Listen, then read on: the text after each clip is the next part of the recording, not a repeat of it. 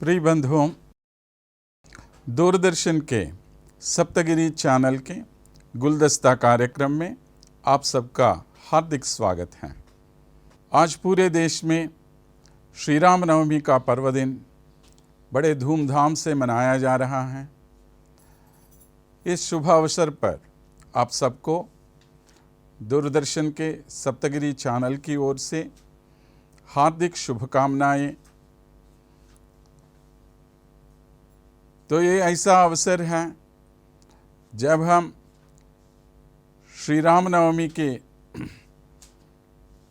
पर्वदिन के महत्व के बारे में जानते हुए उसके साथ साथ भगवान श्री रामचंद्र की आराधना हमें क्यों करनी चाहिए, श्री रामचंद्र में ऐसी कौन सी विशेषताएं हैं जिनके कारण हम प्रभु रामचंद्र को इतने हजारों सालों से पूजते आए हैं।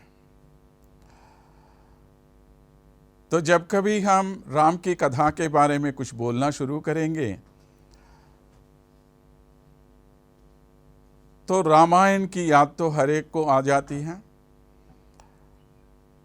ये रामायण ऐसा महाकाव्य है जो भारत देश के सभी भाषाओं के साथ साथ संसार में जितनी सारी भाषाएं हैं उनमें से अधिक भाषाओं में यह रामायण की कथा प्रचलित है। तो अगर भारत देश में ही देखा जाए तो वाल्मीकि रामायण जो आदि काव्य माना जाता है और उसके साथ साथ कई अन्य रामायण जैसे कंब रामायण,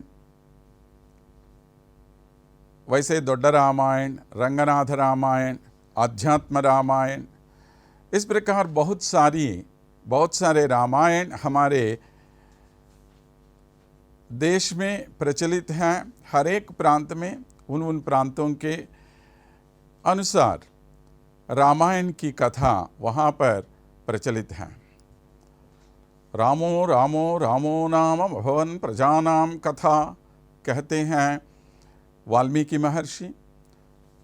श्री रामचंद्र जी इस भूमंडल पर 10 वर्ष सहस्राणि 10 वर्ष शतानि च कहकर 11,000 सालों तक भूमि पर अपना शासन कायम किया और सबको ये उदाहरण सामने प्रस्तुत किया कि किस प्रकार राज्य को चलाना चाहिए।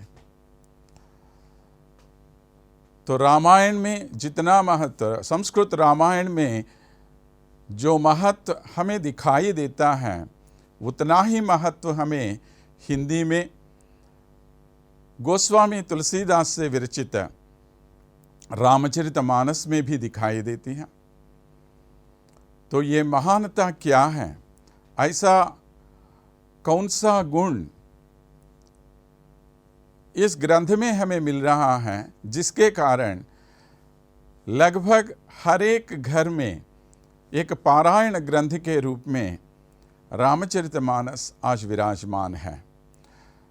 बहुत सारे रामायण होने पर भी जिस प्रकार संस्कृत के रामायण को पारायण ग्रंथ के रूप में हर एक के पूजा गृह में रखते हैं, उसी प्रकार रामचरितमानस को ही उतना ही महत्व दिया जाता है।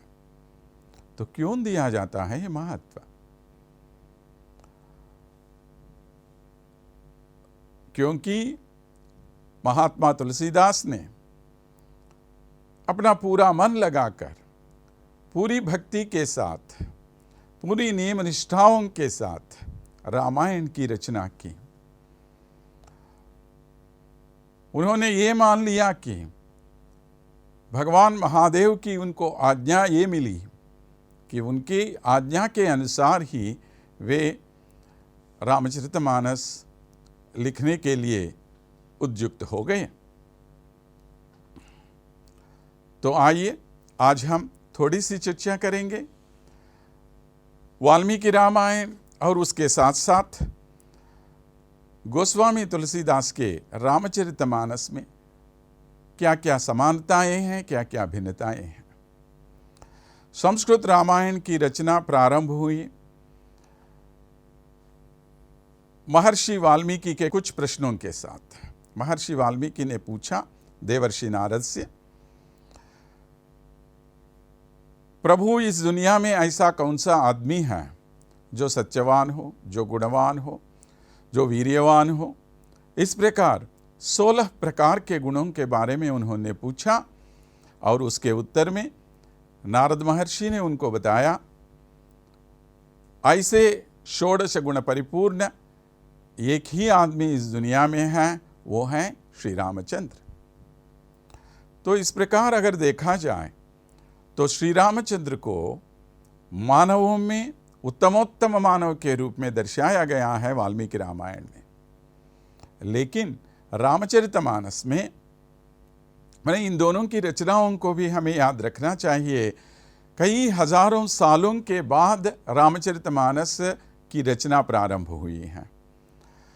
तब तक श्री रामचंद्र को एक भगवान के रूप में सबने मान लिया है और इसी मान्यता को आगे बढ़ाते हुए गोस्वामी तुलसीदास ने भगवान श्री रामचंद्र को साक्षात श्रीमन नारायण ही मान लिया है। उसमें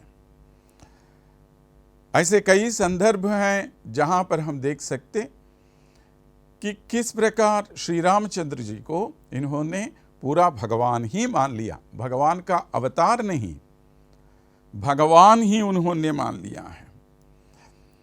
और रामचरितमानस की रचना प्रारंभ होती है सती देवी के आत्मार्पण से। जब भगवती सती देवी का अपमान हुआ उनके पिता के घर में, तब उन्होंने आत्मार्पण किया। इससे क्रोधित महादेव रुद्र का रूप धारण करके सबका नाश कर दिया और उसी दुख में जाकर तप करने बैठे। लेकिन फिर से उन्हें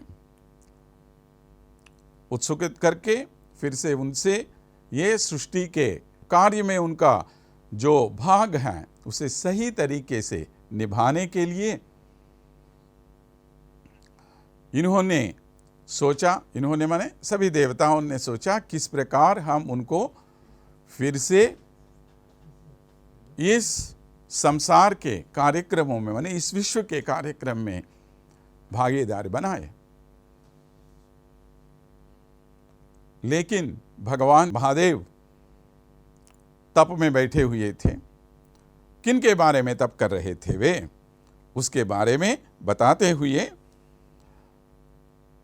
तुलसीदास जी कहते हैं, जब ते सती जाई तन त्यागा तब ते शिव मन भयउ बिरागा। जपहि सदा रघुनायक नामा जहाँ तह सुनहि राम गुण ग्रामा। जब महादेव जी इस प्रकार तप में बैठे हुए थे तब उन्होंने किनके बारे में तप किया? साक्षात श्री रघुनायक के बारे में। ये बहुत ही ध्यान रखने वाली बात है। उन्होंने ये नहीं कहा कि शिवजी महाविष्णु के बारे में तप कर रहे थे, श्रीमन नारायण के बारे में तप कर रहे थे या श्रीहरि के बारे में तप कर रहे थे। नहीं, उन्होंने किस शब्द का प्रयोग किया वहां पर? रघुनायक। कौन है रघुनायक? माने रघुवंश का नायक कौन है यहाँ पर? श्री रामचंद्र। यानी श्री रामचंद्र और कोई नहीं, साक्षात श्रीमन नारायण हैं वे। उन्होंने इसी उद्देश्य से रामचरितमानस की रचना की है। रघुनायक नामा जह तह सुनहि राम गुण ग्रामा। शिव जी जहां भी जिस किसी से भी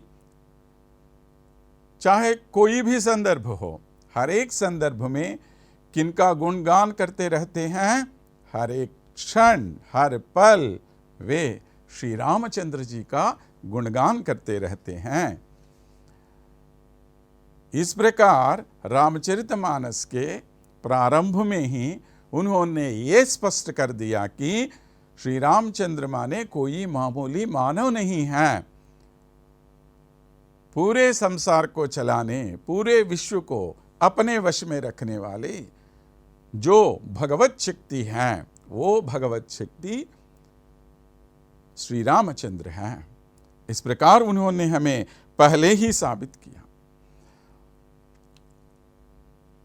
तो जब भी शिव जी इस भूलोक में आते थे, कतहु राम गुण करहि बखाना, जहां भी वे जाए श्री रामचंद्र का गुणगान ही करते रहे।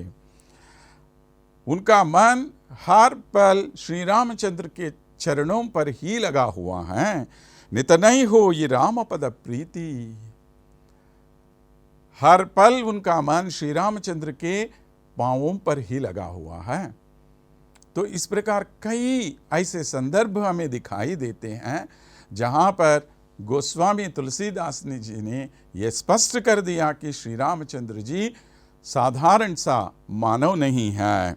उसके बाद शिव जी के तप से प्रसन्न होकर श्री रामचंद्र जी उनके सामने प्रकट हुए हैं। उस समय भी तुलसीदास जी ऐसा कोई संदर्भ नहीं छोड़ते जहां पर वे श्री रामचंद्र जी का गुणगान न करें। ऐसा तो कोई संदर्भ होता ही नहीं। तो क्या कह रहे हैं वे? श्री रामचंद्र जी जब प्रकट हुए तब बोल रहे हैं, प्रकटे राम कृतज्ञ कृपाल रूपशील निधि तेज विशाला। कैसे प्रकट हुए श्री रामचंद्र जी? ऐसे प्रकट हुए। कैसे श्री रामचंद्र जी? कृतज्ञ। पहला कृतज्ञ, कृतज्ञता उनमें है।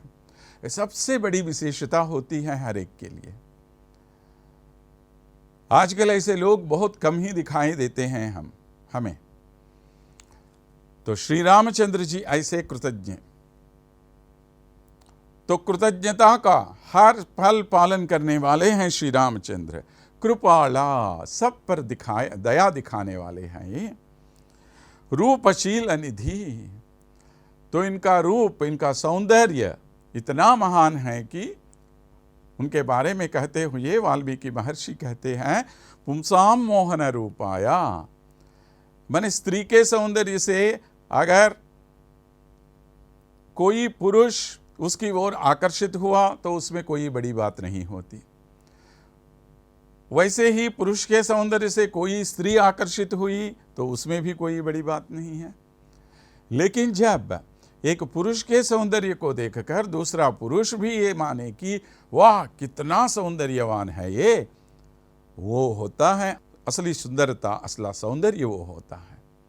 तो इस प्रकार पुंसाम मोहन रूपाया कहा गया है। तो रूप की निधि है ये, शील की निधि भी है।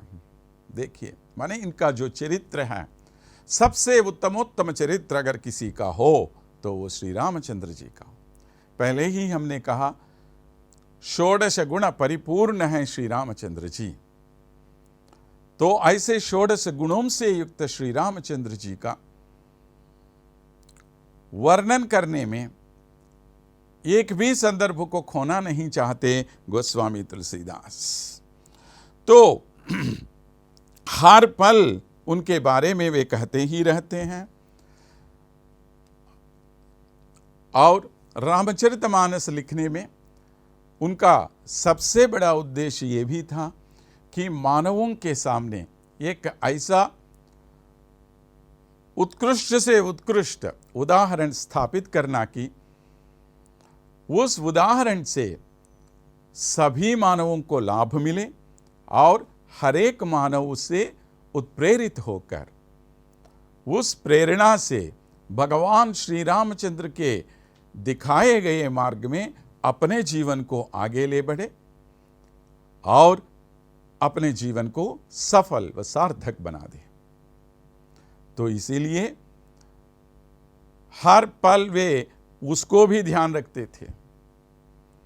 तो जब श्री रामचंद्र जी शिव जी के सामने प्रकट हुए और उन्होंने उनसे कहा, इस प्रकार आप तप करते ऐसा अकेला नहीं बैठना चाहिए, आप जाकर पर्वतराज की पुत्री पार्वती देवी से शादी कर लेना, उनसे विवाह कर लेना, जिसके द्वारा आपको कोई संतान हो जाए और उस संतान से तारकासुर जैसे राक्षसों का वध हो जाए।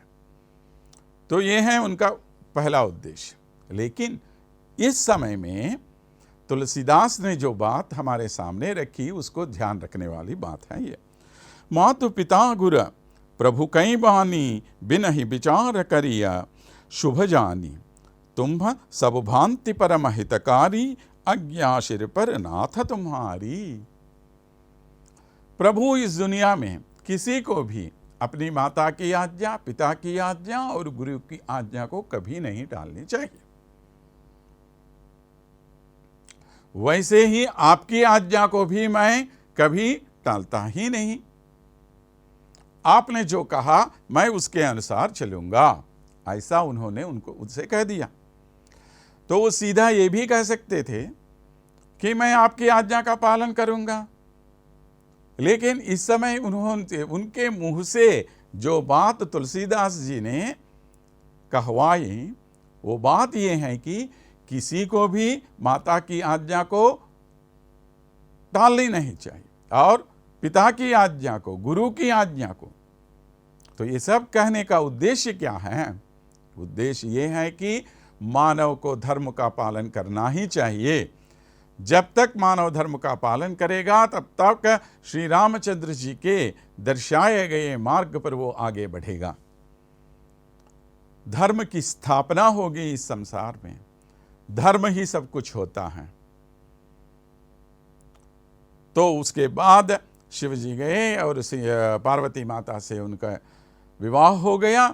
पार्वती माता ने इनसे पूछा, ऐसा कौन सा विषय है जिसके बारे में जानने से सब लोगों को मुक्ति मिलेगी, सब लोगों का जीवन सुखमय होगा? उस समय पार्वती माता को बताते हुए शिवजी ने रामचरितमानस पूरा उनको समझाया। ये वहां पर नारद जी के द्वारा प्रेरणा पाकर वाल्मीकि महर्षि ने रामायण की रचना प्रारंभ की। यहाँ पर शिवजी के द्वारा पार्वती माता को जो बताई गई हैं वो है रामचरितमानस। और उस समय श्री रामचंद्र की महत्ता के बारे में बताते हुए भगवान महादेव कहते हैं, राम अतर्क्य बुद्धि मन बानी, मत हमार अस सुनहि सयानी, तदपि संत मुनि वेद पुराणा, जस कछु कहि स्वमति अनुमाना। श्री रामचंद्र जी का माने उनके महान गुण ऐसे हैं, श्री रामचंद्र जी की महत्ता ऐसी है कि श्री रामचंद्र जी के बारे में कहने के लिए किसी के बस की बात तो होती ही नहीं। कई वेदों ने प्रयत्न किया, कई पुराणों ने प्रयत्न किया और कई महर्षियों ने प्रयत्न किया, लेकिन कोई भी पूरी तरह से सफल नहीं हुआ। फिर भी अपनी मति के अनुसार हम आपको ये समझा रहे हैं। इस प्रकार शिव जी के मुंह से तुलसीदास जी ने अपनी तरफ से जो विषय हमारे सामने रखने को सोचा वो हमारे सामने रख दिया। इस प्रकार प्रारंभ हुई रामचरितमानस की रचना। तो श्री रामचंद्र जी के जन्मदिन के अवसर पर, श्री रामनवमी के अवसर पर उनके जन्म के बारे में यानी रामावतार के बारे में हमें अवश्य जानना चाहिए। तो कैसे प्रभु इस भूलोक पर आए हैं, तो उसके लिए पुत्र कामेष्टि नामक एक यज्ञ किया दशरथ ने, उनके पिताजी ने,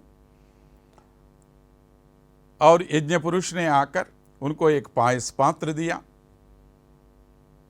और उस पायस पात्र के आधे भाग को उन्होंने अपनी पहली पत्नी, सबसे बड़ी पत्नी कौशल्या को दे दी, और जो आधा भाग है उसमें से आधा भाग फिर से आधा भाग कर लिया, और उसमें आधा भाग कैकेयी को, और उसमें से जो आधा भाग निकला वो, और ये आधा भाग, ये सब मिलाकर सुमित्रा को फिर से दे दी। इस प्रकार चारों रूपों में महाविष्णु जी इस भूलोक पर आए।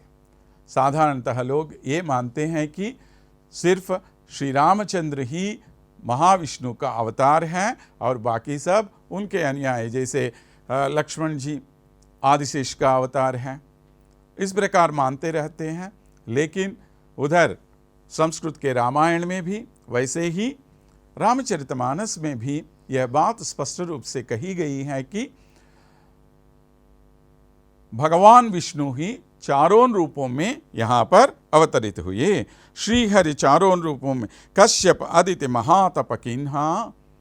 भगवान विष्णु ने कहा उस समय कश्यप प्रजापति और अदिति ने जो तप किया, उस तप के फल के अनुसार यहाँ पर वे दशरथ और कौशल्या के रूप में जन्मे, तो मैं उनके घर पे जाकर जन्म ले लूँगा, अवतार ले लूँगा। रघुकुल तिलक सो चारिवु भाई, तो वहाँ पर रघुकुलनाथ बनकर चारों रूपों में ये प्रकटित हुए। तो श्री रामचंद्र जी का जो जन्म हुआ है, वो जन्म कैसा हुआ है उसके बारे में बहुत ही विस्तार वर्णन हमें रामचरितमानस में मिलता है। लेकिन यहाँ ध्यान रखने वाली बात यह है कि संस्कृत रामायण में एक साधारण से मानव के रूप में श्री रामचंद्र जी का जन्म बताया गया है, लेकिन यहाँ पर प्रभु की लीला के रूप में श्री रामचंद्र जी का जन्म यहाँ पर दिखाई देता है। जब प्रभु जी यहाँ पर प्रकट हुए, जोग लगन ग्रह बार तिथि सकल भये अनुकूल, चर अरु अचर हर्ष जुत राम जन्म सुखमूल।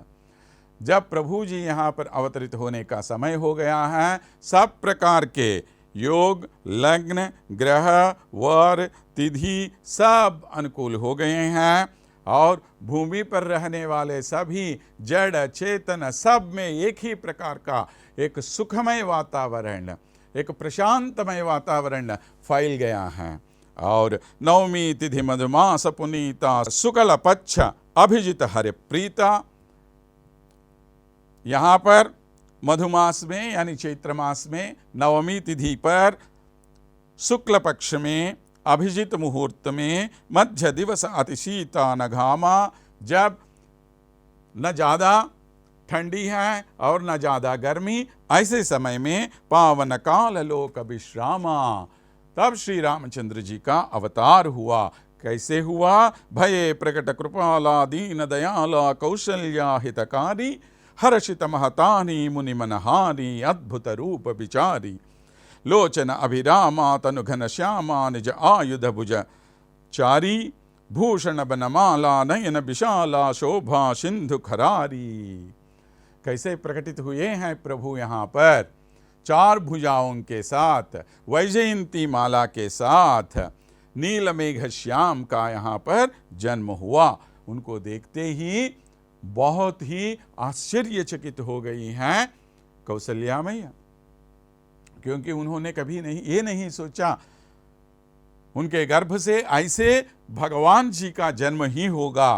माता ने क्या प्रार्थना की उनसे, माता पुनि बोली सोमति डोली तजहु तात यह रूपा, कीजय शिशुलीला अति प्रियशीला ये सुख परम अनूपा, सुनि बचन सुजाना रोदन ठाना हो ये बालक सुर भूपा, यही चरित जे गावहि हरिपद पावहि ते न परहि भवकूप। तो प्रभु जी कैसे प्रकटित हुए, उनको देखकर माता ने क्या प्रार्थना की, प्रभु आपके इस दिव्य दर्शन का उपसंहार कर लो। तब जाकर प्रभु जी ने अपने मानव रूप धारण किया। अभी अभी पैदा हुए नया बच्चा जिस प्रकार रोता है उस प्रकार रोना शुरू कर दिया। तब जाके सबको मालूम हुआ कि श्री रामचंद्र जी का जन्म यहाँ पर हुआ। इस प्रकार प्रभु जी के जन्म के संबंधित ये जो घटना है, ये जो प्रसंग है, जो भी इसे सुनेगा उन सबको क्या फल मिलेगा, ये बताते हुए तुलसीदास कहते हैं, ये चरित जे गावहि हरिपद पावहि, जो इसके बारे में सुनेगा गाएगा वो साक्षात श्री हरि के चरणों पर पहुंच जाएगा। ते न परहि भवकूपा, उसको किसी प्रकार के भव भय नहीं होंगे, संसार के भय नहीं होंगे। इस प्रकार महात्मा श्री रामचंद्र जी के जन्म के बारे में आज कुछ बातें करने का सुअवसर हमें प्राप्त हुआ, और वो भी ऐसे समय में जब श्री रामचंद्र जी अपने मायके पर 500 सालों के बाद वापस आए हैं। फिर से अयोध्या में हमारे बालराम जी की प्रतिष्ठा हुई है। तो ऐसे शुभ अवसर पर हम सब इस प्रकार भगवान श्री रामचंद्र के अवतार के बारे में महात्मा और महाभक्त तुलसीदास के शब्दों में श्री रामचंद्र जी के बारे में सुनना हम सबका पूर्वजन्म सौभाग्य है। तो इन बातों से इस पुण्य के लिए अपने जीवन को सफल मानते हुए, अपने आप को हम धन्य मानते हुए विराम ले लेंगे।